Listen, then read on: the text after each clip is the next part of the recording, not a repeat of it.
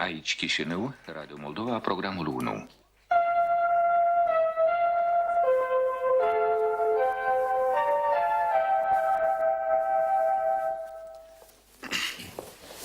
Învățăm româna împreună. Учим румынский вместе. Prima lecție. Prezentarea. Первый урок. Приветствие. Salut. Привет. Noroc. Радио. Mă numesc Julio. Меня зовут Хулио. Julio m-au numit pe mine.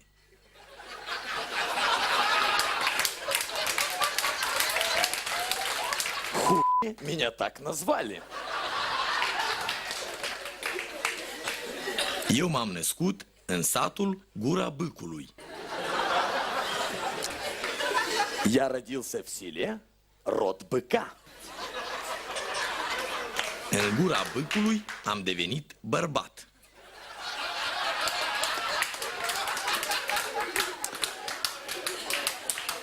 В Род Быку я стал мужчиной.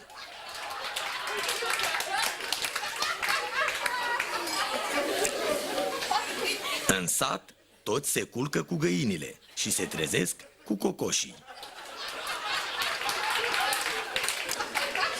В селе все ложатся спать рано и просыпаются петухами.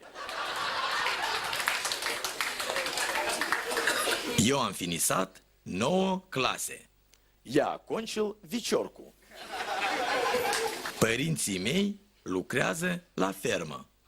Мои родители работают на фирме. Mama mea este mulgătoare. Ea mulge vacile. Моя мама доярка. Она доит папу на бабло. Tatăl meu este veterinar. El tratează animalele. Мой отец ветеринар. Он лечит односельчан. Eu am să fac armata. Я сделаю армию. În armată, eu voi merge cu tancul, voi zbura cu avionul, voi împușca, mă voi deghiza, voi lupta cu dușmanii și voi apăra hotarele țării. В армии я буду карабинером.